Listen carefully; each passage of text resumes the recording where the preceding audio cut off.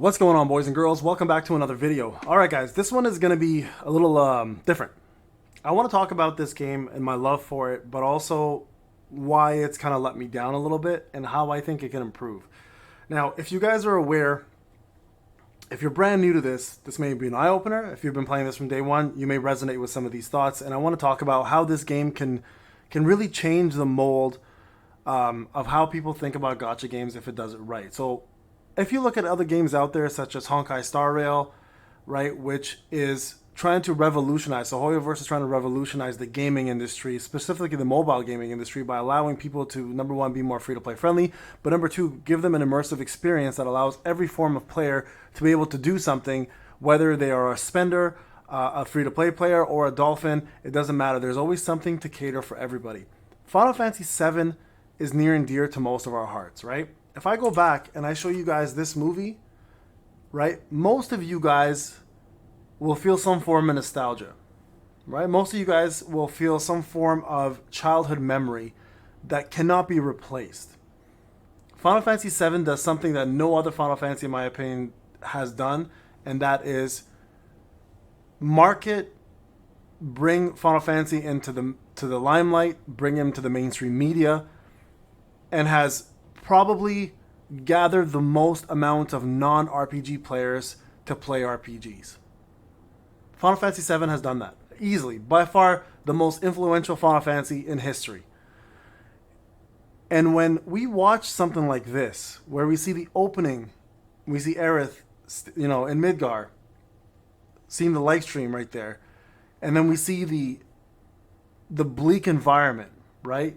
We see her colorful, vibrant self in this dark, desolate alleyway, and the music hits, right? And then it shows the citizens, it shows the world.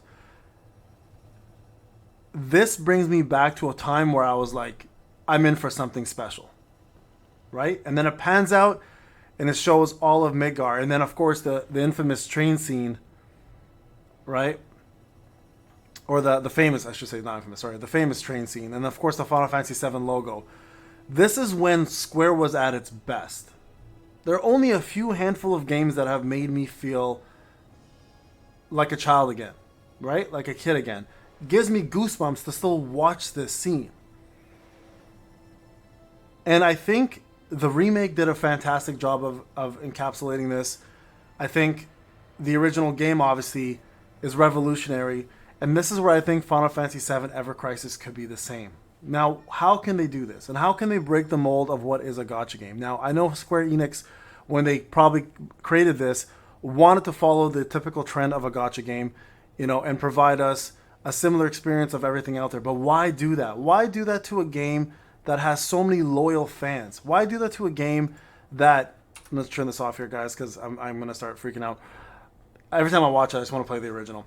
Why do that to a game that revolutionized the RPG world, right? Why not, when you create Final Fantasy VII Evercrisis, why would you not have brought in something that would also be revolutionary to the mobile gaming industry? Now, I'm going to say this wholeheartedly to you guys, and completely honestly. I still love this game. I still have passion for this game. That's why I cover it. You guys, if you know me well enough, I'll stop covering something as soon as I lose passion for it, right? And we'll talk more about that in a different video for other games that I've stopped covering and the reasons why. But this one here, I think it kind of breaks my heart a little bit, knowing that, number one, I have a community, half the community on the fence about still playing this game, the other half still loving this game, and it's really easy to draw people back in. And I want to talk about how to simply do that. Number one, this is a grind fest. Okay, I want to just throw this out there to people. What you see is what you get. The game will not change from what it is. It is a grindy game. So if you're waiting and waiting and waiting for this game to evolve and be something it's not, it's never going to happen. This game will forever be a grind fest. It is like any other gacha RPG, but that's where they could change things, right? And the way to change this is very simple. You already have it implemented into the actual game. All you have to do is expand it and put a little bit more effort. So let's take, for example, the simplest solution, the story mode, okay? This one everybody knows. We have a brand new story coming out. Mount Nibel's coming out. I'm super excited for the Niflheim story, right? It's going to be one of my... like I said in my previous video, it's a crucial story to the development of Final Fantasy VII. It is when everything unfolds, quite literally everything unfolds. We have 4 discs for the first game. 4 discs in the original game. Countless hours of gameplay that quite honestly should not take very long to recreate in this format. So first thing you guys could simply do is start releasing more chapters. Remember when I said that Final Fantasy VII brought in a plethora of players who never had once in their life even touched an RPG? I promise you guys, that name still does the same thing. It has the same effect. So when you have a Final Fantasy VII mobile game and everybody has a mobile phone, and you allow those people to now be like, oh my god, there's Final Fantasy VII on my mobile phone that's free to play, you should give everybody a chance to experience it in a different fashion, right? Story mode is a great way to advance even faster, to allow people who don't care about the grind to recreate those memories, to rehash those memories, and to experience new things through your story mode, whether it's the original story, whether it's Crisis Core, or the first Soldier story, which is a unique, an original story that no one has ever seen. This is the most important part of your game. The grind is always going to be there. People will get tired of the grind. What people don't get tired of is Final Fantasy storytelling. This should be the number one thing that draws your players in, and should be your number one focus, to be honest, to keep your players engaged.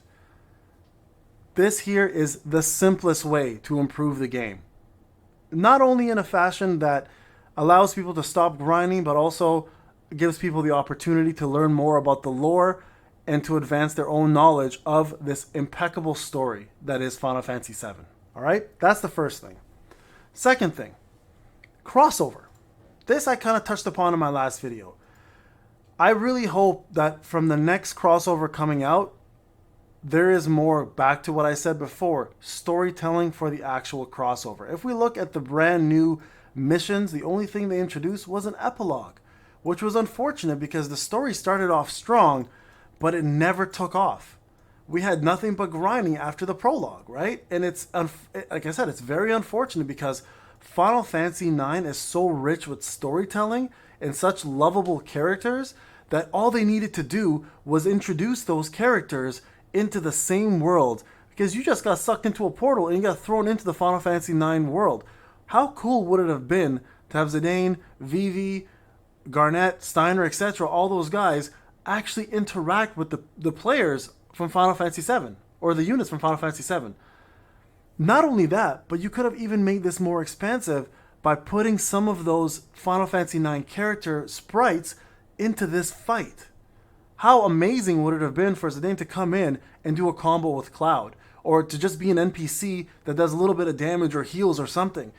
These are simple things you can implement to give your player base a lot more engagement and show that you care about the actual product and the world of Final Fantasy. If you're going to do crossovers, those are big events. Those are events that draw new players in. Those are events that make your existing players excited.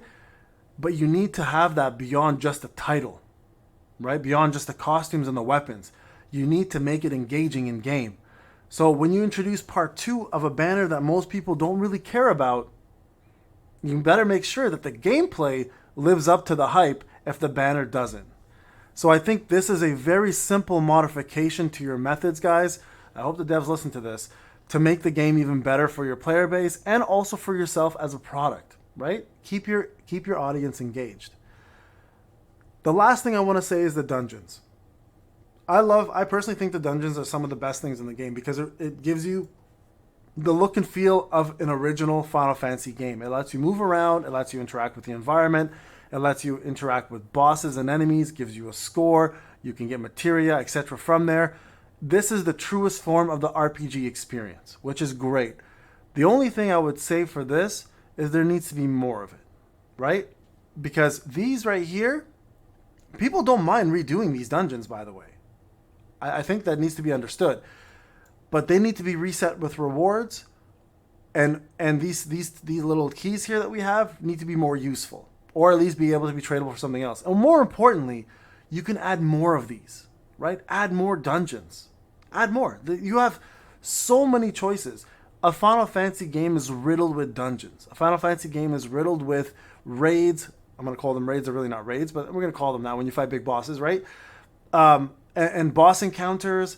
And there are so many options to choose from. If you don't have options from Final Fantasy 7 or OG game, you have options from Crisis Core. You have options from an original game you created called First Soldier.